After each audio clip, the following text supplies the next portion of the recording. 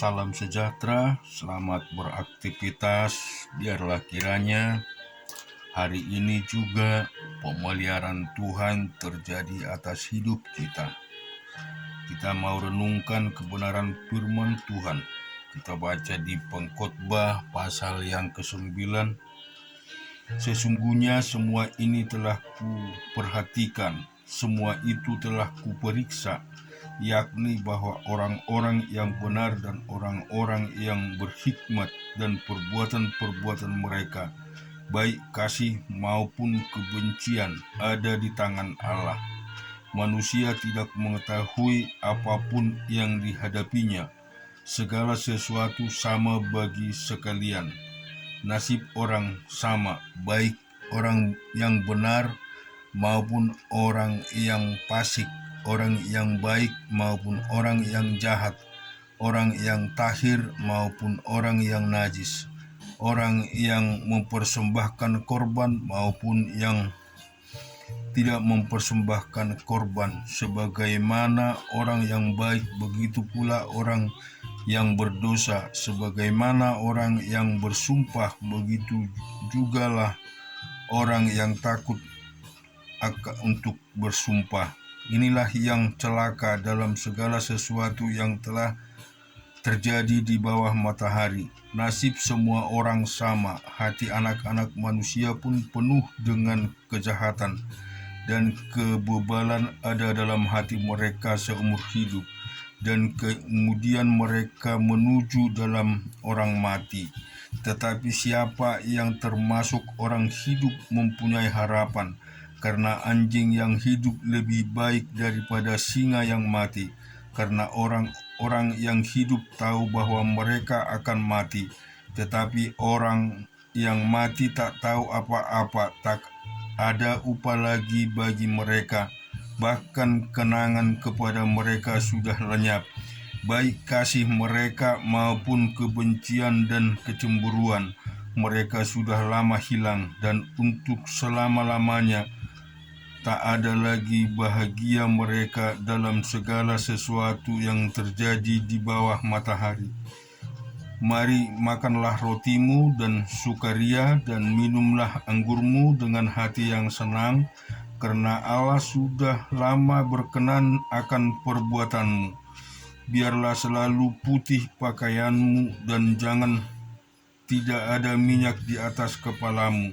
Nikmatilah hidup dengan istri yang kau kasihi seumur hidupmu, yang sia-sia yang dikaruniakan Tuhan kepadamu di bawah matahari, karena itulah bahagiamu dan hidup dan dalam usaha yang engkau lakukan dengan jerih payah di bawah matahari.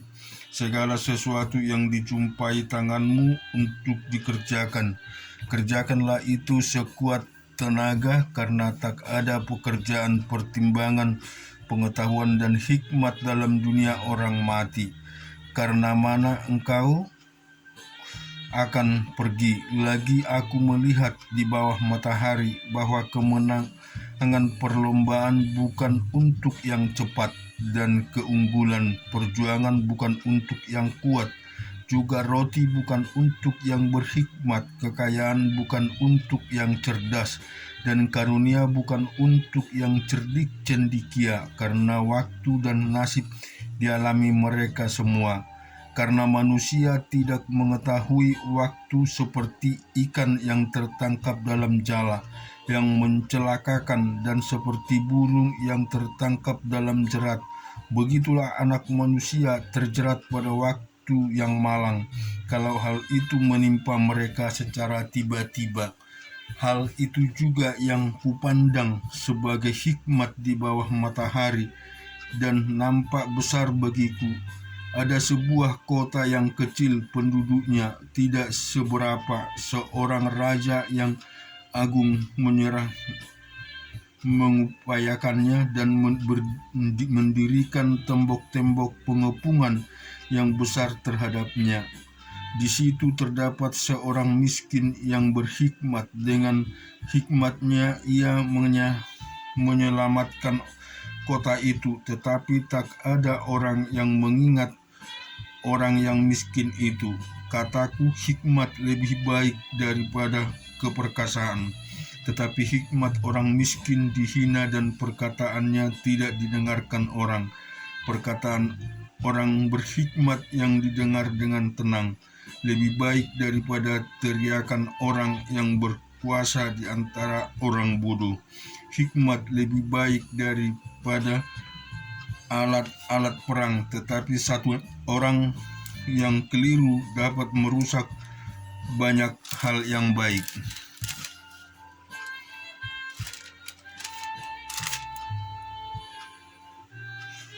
Kita juga akan melihat kebenaran firman Tuhan di dalam Mazmur yang 109.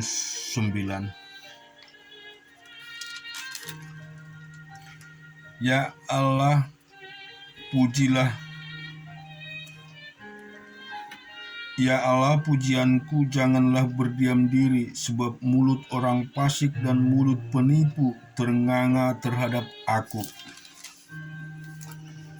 Mereka berbicara terhadap aku dengan lidah dusta, dengan kata-kata kebencian mereka menyerang aku dan memerangi tanpa alasan. Sebagai balasan terhadap kasihku, mereka menuduh aku, sedang aku mendoakan mereka. Mereka membalas kejahatan kepadaku, ganti kebaikan, dan kebencian ganti kasihku.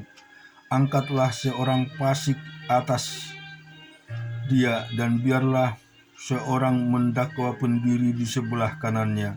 Apabila dihakimi, biarlah ia keluar sebagai orang bersalah, dan biarlah duanya menjadi dosa. Biarlah umurnya berkurang, biarlah jabatannya diambil orang lain.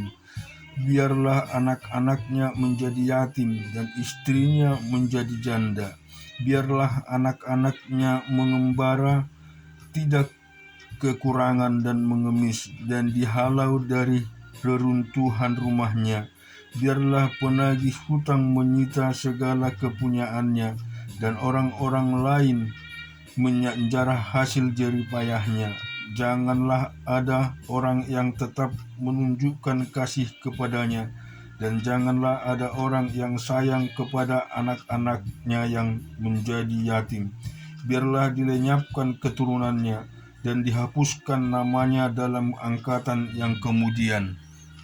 Biarlah kesalahan nenek moyangnya diingat-ingat di hadapan Tuhan. Biarlah itu selalu diperhatikan Tuhan, supaya ingatan kepada mereka dilenyapkan dari bumi. Oleh karena itu, tidak ingat menunjukkan kasih, tetapi mengejar orang sengsara dan miskin, dan orang yang hancur hati sampai mereka mati. Ia cita kepada kutuk, biarlah ia datang kepadanya. Ia tidak suka kepada berkat, biarlah itu menjauh daripadanya. Ia memakai kutuk sebagai bajunya, biarlah itu merembes seperti air ke dalam dirinya, dan seperti minyak ke dalam tulang-tulangnya. Biarlah itu baginya seperti pakaian yang dikenakannya, sebagai ikat pinggang yang senantiasa dipakainya. Biarlah semuanya itu dari pihak Tuhan menjadi upah orang yang mendakwa aku, dan upah orang-orang yang berkata-kata jahat terhadap aku. Tetapi Engkau, ya Tuhan Allah Tuhanku, bertindaklah kepadaku oleh karena namamu. Lepaskanlah aku oleh sebab kasih setiamu yang baik. Sebab sengsara dan miskin aku, dan hatiku terluka dalam diriku. Aku menghilang seperti bayang-bayang pada waktu memajang. Aku dikebutkan seperti belalang. Lututku melentuk oleh sebab berpuasa, dan badanku menjadi kurus habis lemahnya. Aku telah menjadi cela bagi mereka. Melihat aku, mereka menggelengkan kepalanya. Tolonglah aku, ya Tuhan Allahku, selamatkanlah aku sesuai dengan kasih setiamu, supaya mereka tahu bahwa tanganmu-lah ini, bahwa Engkaulah, ya Tuhan, yang telah melakukannya. Biarlah mereka mengutuk Engkau akan memberkati. Biarlah lawan-lawanmu mendapat malu, tetapi hamba-Mu ini kiranya bersuka cita. Biarlah orang-orang yang mendakwa aku berpakaian noda dan berselimutkan malunya sebagai jubah. Aku hendak bersyukur sangat kepada Tuhan dengan mulutku, dan aku hendak memuji-muji Dia di tengah-tengah orang banyak, sebab Ia berdiri di sebelah kanan orang miskin, yang menyelamatkannya dari orang-orang yang menghukumnya. Kita renungkan juga di dalam Yosua pasal yang ke-21.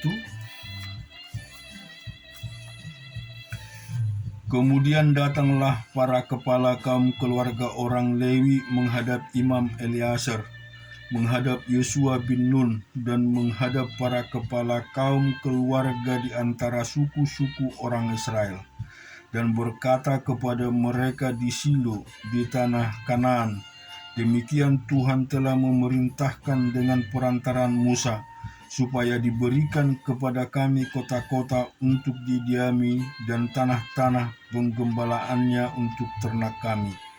Lalu orang Israel memberikan dari milik pusaka mereka kota-kota yang berikut dengan tanah-tanah penggembalaannya kepada orang Lewi seperti yang dititahkan Tuhan. Lalu keluarlah undian bagi kaum orang Kehat. Maka di antara orang Lewi, anak-anak Imam Harun mendapat dengan undian 13 kota dari suku Yehuda, dari suku Simeon, dan dari suku Benyamin. Kaum-kaum yang lain di antara keturunan Kehat mendapat dengan undian 10 kota dari kaum-kaum suku Efraim, dari suku dan dari suku Manase yang setengah itu. Keturunan Gerson mendapat dengan undian 13 kota dari kaum-kaum suku Isakar, dari suku Aser dan suku Naftali, dan dari setengah suku Manase yang di Basan itu. Keturunan Merari mendapat dengan undian 12 kota menurut kaum-kaum mereka, dari suku Ruben, dari suku Gad, dan dari suku Zebulon. Demikianlah diberikan orang Israel kota-kota tadi dengan tanah-tanah penggembalaan kepada orang Lewi dengan undian seperti yang diperintahkan Tuhan dengan perantaran Musa. Dari suku Bani Yehuda dan dari suku Bani Simeon diberikan mereka kota-kota yang berikat yang disebutkan namanya di sini. Kepada anak-anak Harun yang dari kaum-kaum orang Kehat yang termasuk Bani Lewi, karena bagi mereka lah undian yang pertama. Kepada mereka diberikan Kiryat Arba, itulah Hebron. Arba inilah bapa suku Enak di pegunungan Yehuda dan tanah-tanah penggembalaan di sekelilingnya. Tetapi tanah ladang kota tadi dengan diri telah diberikan mereka kepada Kaleb bin Yefune menjadi miliknya. Kepada anak-anak Imam Harun diberikan mereka Hebron, kota perlindungan untuk pembunuh, dan tanah-tanah penggembalaan kota itu Libna dengan tanah-tanah penggembalaannya, Yetir dengan tanah-tanah penggembalaan, Estamoa dengan tanah-tanah penggembalaannya, Holon dengan tanah-tanah penggembalaannya, Debir dengan tanah-tanah penggembalaannya, Ain dengan tanah-tanah penggembalaannya, Yuta dengan tanah-tanah penggembalaannya, dan Bet-Semes dengan tanah-tanah penggembalaannya. 9 kota dari kedua suku itu. Dan dari suku Benyamin, Gibeon dengan tanah-tanah penggembalaannya, Geba dengan tanah-tanah penggembalaannya, Anotot dengan tanah-tanah penggembalaannya, dan Almon dengan tanah-tanah penggembalaannya. 4 kota, seluruhnya kota-kota kepunyaan anak-anak Harun. Para imam itu ada 13 kota dengan tanah-tanah penggembalannya. Kaum-kaum keturunan Kehat, yakni orang Lewi yang masih tinggal dari antara keturunan Kehat, mendapat kota-kota yang dengan undian kepada mereka dari suku Efraim. Kepada mereka diberikan Sihen, kota perlindungan untuk pembunuh, dengan tanah-tanah penggembalaannya di pegunungan Efraim, Genser dengan tanah-tanah penggembalaannya, Kaijam dengan tanah-tanah penggembalaannya, dan Bet Horon dengan tanah-tanah penggembalaannya, dan 4 kota. Dan dari suku Dan, LTC dengan tanah-tanah penggembalaannya, Gibeton dengan tanah-tanah penggembalaannya, Ayolan dengan tanah-tanah penggembalaannya, dan Gat-Rimon dengan tanah-tanah penggembalaan yang 4 kota. Dan dari suku Manase yang setengah itu, Taanak dengan tanah penggembalaannya, dan Gat-Rimon dengan tanah-tanah penggembalaannya 2 kota. Seluruhnya kota-kota itu ada 10 dengan tanah-tanah dari penggembalaannya, ditentukan bagi kaum-kaum yang masih tinggal di antara keturunan Kehat. Bani Gerson dari kaum-kaum orang Lewi mendapat dari suku Manase yang setengah lagi Golan, kota perlindungan untuk pembunuh di Basan dengan tanah-tanah penggembalaannya, dan Bestera dengan tanah-tanah penggembalaannya 2 kota. Dan dari suku Isakar, Kison dengan tanah-tanah penggembalaannya, Dobrat dengan tanah-tanah penggembalaannya, Yarmut dengan tanah-tanah penggembalaannya, dan En-Ganim dengan tanah-tanah penggembalaannya 4 kota. Dan dari suku Asher, Misal dengan tanah-tanah penggembalaannya, Abdon dengan tanah-tanah penggembalaannya, Helkat dengan tanah-tanah penggembalaannya dari Rehot dengan tanah-tanah penggembalaannya 4 kota.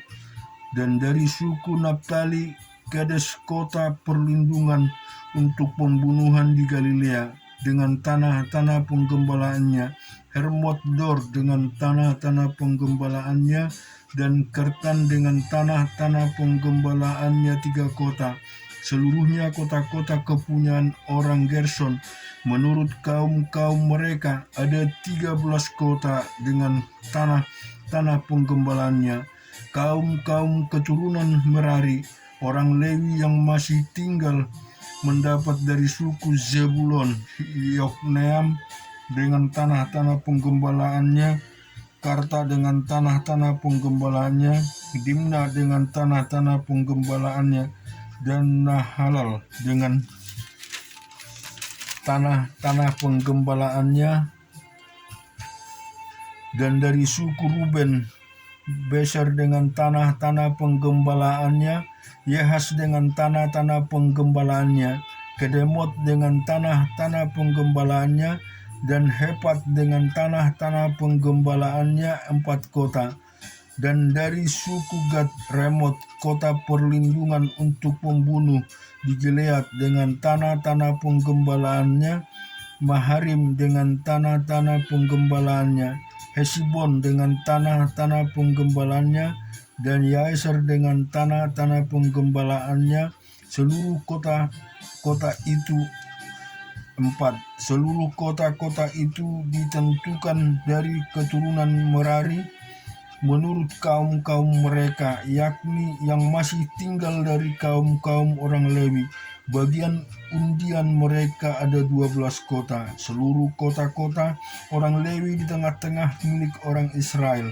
Ada 48 kota dengan tanah-tanah penggembalaannya.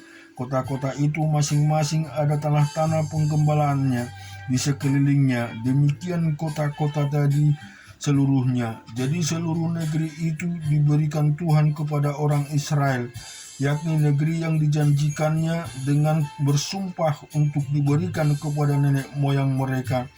Mereka menduduki negeri itu dan menetap di sana Dan Tuhan mengaruniakan kepada mereka keamanan ke segala penjuru, tepat seperti yang dijanjikannya dengan bersumpah kepada nenek moyang mereka. Tidak ada seorang pun dari semua musuhnya yang tahan berdiri menghadapi mereka. Semua musuh diserahkan Tuhan kepada mereka. Dari segala yang baik yang dijanjikan Tuhan kepada kaum Israel, tidak ada yang tidak dipenuhi, semuanya terpenuhi. Kemudian kita renungkan di dalam Yohanes yang ke-10. Aku berkata kepadamu, sesungguhnya siapa yang masuk ke dalam kandang domba dengan tidak melalui pintu, tetapi dengan memanjat tembok, ia adalah seorang pencuri dan seorang perampok. Tetapi siapa yang masuk melalui pintu, ia adalah gembala domba. Untuk dia penjaga pembuka pintu, dan domba-domba pendengarkan suaranya, dan ia memanggil domba-dombanya masing-masing menurut namanya dan menuntunnya keluar. Jika semua dombanya telah dibawanya keluar, ia berjalan di depan mereka, dan domba-domba itu mengikuti dia, karena mereka mengenal suaranya. Tetapi seorang asing pasti tidak mereka ikut, malah mereka lari daripadanya, karena suara orang-orang asing tidak mereka kenal. Itulah yang dikatakan Yesus dalam perumpamaan kepada mereka, tetapi mereka tidak mengerti apa maksudnya. Ia berkata demikian pada mereka. Maka kata Yesus sekali lagi, Aku berkata kepadamu, sesungguhnya akulah pintu dan domba itu. Semua orang yang datang sebelum aku adalah pencuri dan perampok, dan domba-domba itu tidak mendengarkan mereka. Akulah pintu, barang siapa masuk melalui aku, ia adalah selamat, dan ia akan masuk dan keluar dan menemukan padang rumput. Pencuri datang hanya untuk mencuri, dan pembunuh datang memusnahkan. Aku datang supaya mereka mempunyai hidup dan mempunyai dalam segala kelimpahan. Akulah gembala yang baik. Gembala yang baik memberikan nyawanya bagi domba-dombanya. Sedangkan seorang upahan yang bukan gembala dan yang bukan pemilik domba-domba itu sendiri, ketika melihat serigala datang, meninggalkan domba-domba itu, lalu lari sehingga serigala itu menerkam dan mencerai-beraikan domba-domba itu. Ia lari karena ia seorang upahan dan tidak memperhatikan domba-domba itu. Akulah gembala yang baik, dan aku mengenal domba-dombaku, dan domba-dombaku mengenal aku, sama seperti Bapa mengenal aku, dan aku mengenal Bapa, dan aku memberikan nyawaku bagi domba-dombaku. Ada lagi padaku domba-domba lain yang bukan dari kandang ini. Domba-domba itu harus kutuntun juga, dan mereka akan mendengarkan suaraku, dan mereka akan menjadi suatu kawanan dengan satu gembalaan. Bapa mengasihi aku, oleh karena aku memberi nyawaku untuk menerimanya kembali. Tidak seorang pun yang mengambilnya daripadaku, melainkan aku memberikan menurut kehendakku sendiri. Aku berkuasa memberikannya dan berkuasa mengambilnya kembali. Inilah tugas yang kuterima dari Bapakku. Maka timbullah pula pertentangan di antara orang-orang Yahudi karena perkataan itu. Banyak di antara mereka berkata, ia berkerasukan setan dengan gila menghadapi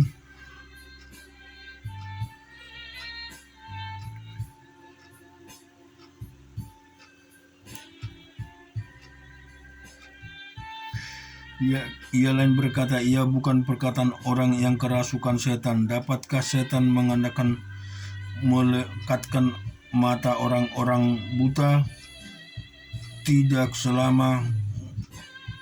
Lama kemudian tibalah hari raya pentabisan bait Allah yang di Yerusalem. Ketika itu musim dingin, dan Yesus berjalan-jalan di bait Allah dan di serambi Salomo. Maka orang-orang Yahudi mengelilingi dia dan berkata kepadanya, "Berapa lama lagi engkau membiarkan kami hidup dalam kebimbangan? Jikalau engkau Mesias, katakanlah terus terang kepada kami." Yesus menjawab mereka, "Aku telah mengatakan kepada kamu, tetapi kamu tidak percaya pekerjaan-pekerjaan yang kulakukan dalam nama Bapa-Ku. Itulah yang memberikan kesaksian tentang Aku. Tetapi kamu tidak percaya karena kamu tidak termasuk domba-dombaku. Domba-dombaku mendengarkan suaraku, dan Aku mengenal mereka, dan mereka mengikut Aku. Dan Aku memberikan hidup yang kekal kepada mereka, dan mereka pasti tidak akan binasa sampai selama-lamanya, dan seorang pun tidak akan merebut mereka dari tanganku. Bapa-Ku yang memberikan mereka kepadaku lebih besar daripada siapapun, dan seorang pun tidak dapat merebut mereka dari tangan Bapa. Aku dan Bapa adalah satu." Sekali lagi orang-orang Yahudi mengambil batu untuk melempari Yesus. Kata Yesus kepada mereka, "Banyak pekerjaan baik yang berasal dari Bapa-Ku dan yang kuperlihatkan.